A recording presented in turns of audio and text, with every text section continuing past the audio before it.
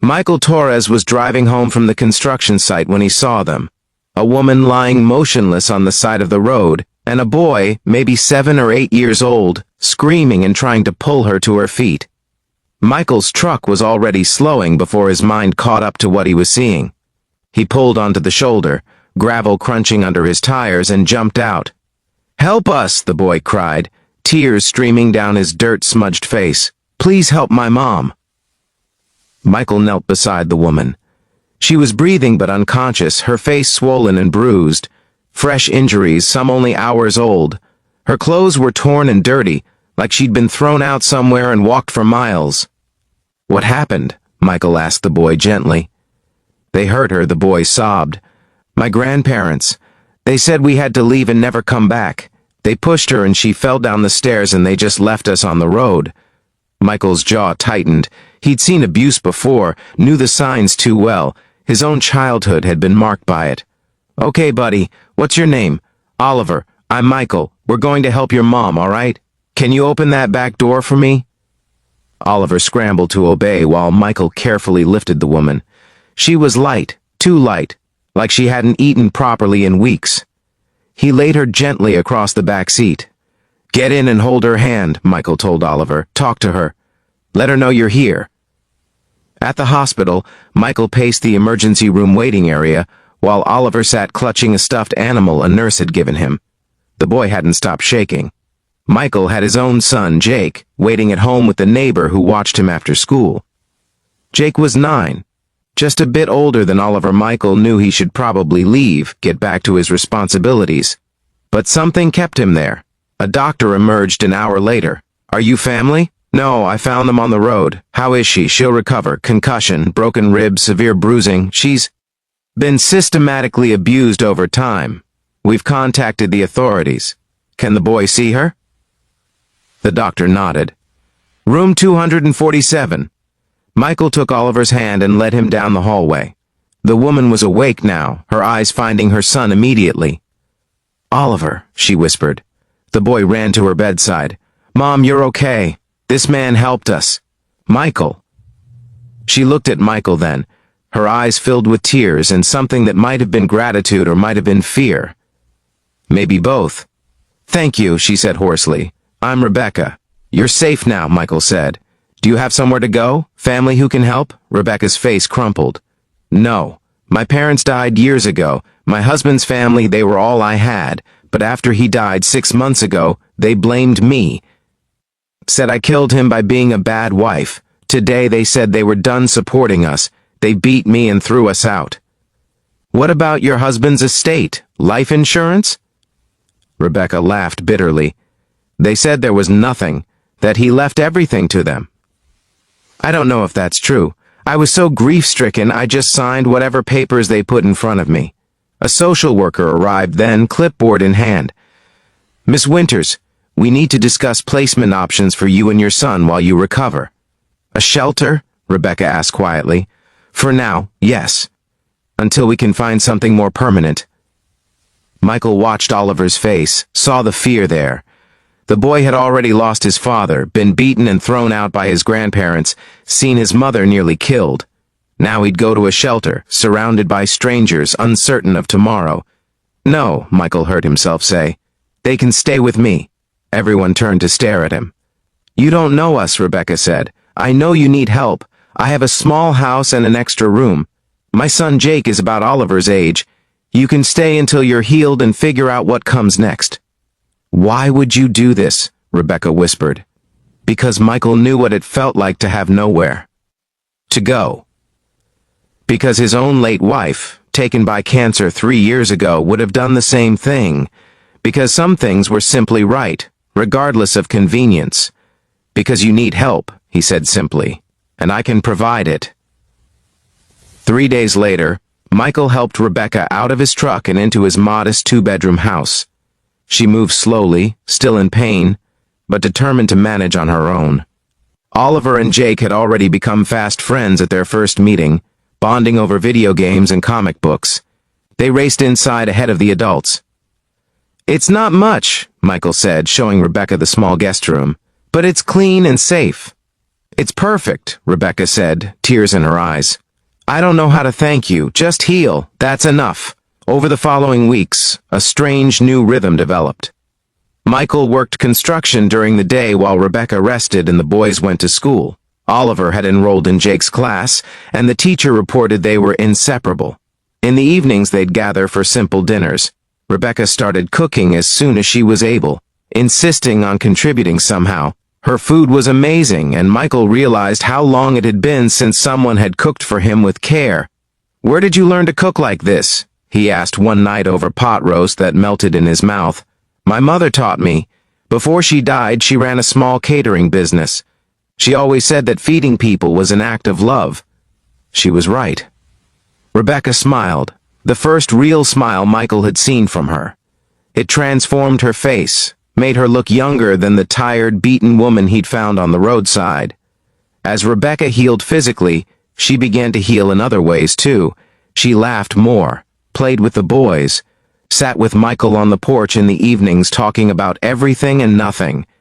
Michael learned about her marriage to David Winters, how they'd met young and fallen hard, how David's wealthy family had never approved of her, considered her beneath their station, how David had protected her while he lived, but his sudden heart attack had left her vulnerable to their cruelty.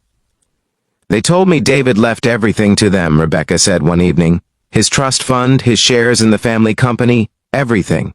I never questioned it. I was so lost in grief." "Did you ever see a will?" "No. They said it was handled. I signed some papers they said were about closing accounts. I don't even know what they were." Michael frowned.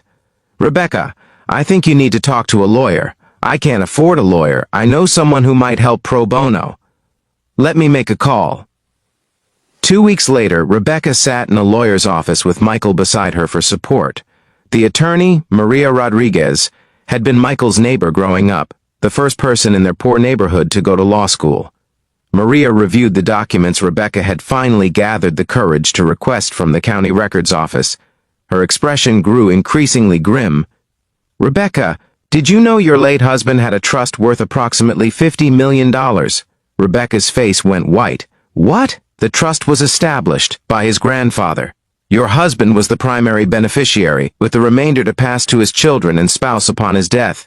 His parents said there was nothing. His parents lied. These papers you signed gave them power of attorney over the trust temporarily for estate management, but they were supposed to transfer it to you and Oliver within 6 months of your husband's death. They never did. Instead, they've been drawing on it themselves." Michael felt Rebecca trembling beside him. He took her hand, squeezed gently. "What does this mean?" Rebecca whispered. "It means your son is the primary beneficiary of that trust, and as his guardian you have control over it until he's of age. It means your in-laws have been committing fraud, and it means you're not poor, Rebecca. Your son is incredibly wealthy." The next weeks were a blur of legal proceedings. The Winters family fought back viciously, hiring expensive lawyers and making threats. But Maria was relentless, and the evidence was clear. Michael watched Rebecca transform as she realized she had the resources to fight back. Not just for herself, but for Oliver, for the justice her late husband would have wanted. The case settled out of court. The Winters family returned control of the trust and agreed to stay away from Rebecca and Oliver permanently. They also faced criminal charges for fraud and assault. On the day the settlement was finalized, Rebecca came home to Michael's house where she and Oliver still lived. She sat at the kitchen table where Michael was reviewing construction plans. "It's over," she said quietly. "We won. That's wonderful. Michael, I need to talk to you about something." He set down his pencil, giving her his full attention. "You saved our lives," Rebecca said. "You took us in when we had nothing, fed us, sheltered us, protected us. You asked for nothing in return. I didn't need anything in return. I know. That's what makes you different from everyone else I've known." She took a breath. "The trust is substantial.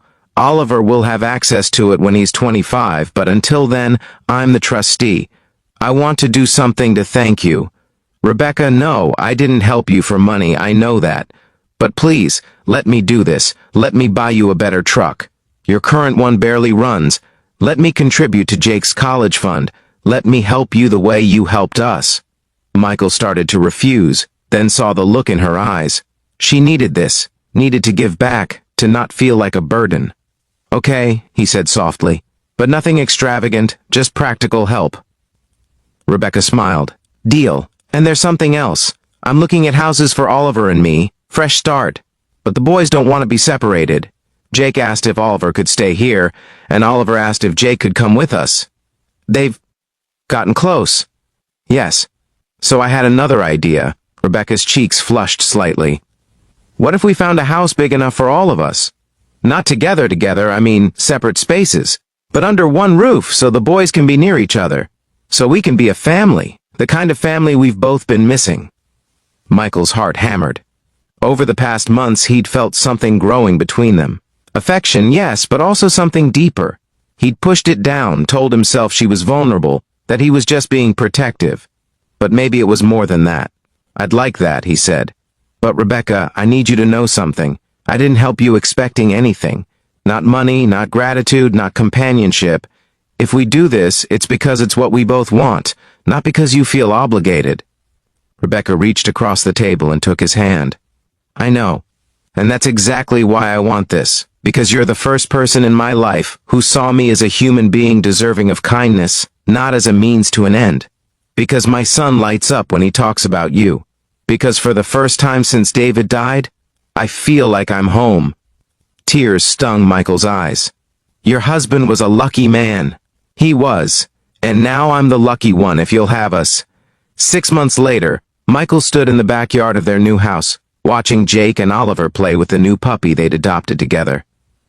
It was a sprawling place with enough room for everyone and then some, but somehow it felt cozy rather than intimidating. Rebecca appeared beside him, slipping her hand into his. They'd been taking things slowly, building something real and lasting rather than rushing into anything. But the affection between them had deepened into something neither could deny. Happy? She asked. Very. You? More than I ever thought possible again. Your husband would be glad, I think, that you and Oliver are safe and happy. Rebecca leaned her head on his shoulder. He would have liked you. David believed in helping people. He did it quietly, without expecting recognition. That's why his family hated him. He wouldn't play their cruel games. Then he raised Oliver right. That boy has his father's heart. And his father's trust fund, Rebecca said with a smile, which Oliver's already planning how to use for good when he's older. Last night he told me he wants to start a foundation to help single parents. That's my influence, Michael said proudly. No, that's his father's influence, nurtured by your example. You showed him what real strength looks like, not wealth or power, but compassion and courage. The boys ran over, breathless and laughing. Dad, can we have a camp out in the backyard tonight? Jake asked. Michael noticed his son had started calling him Dad again recently, the distance that grief had created between them finally healing. And Oliver had started calling him Michael with a warmth that felt like family.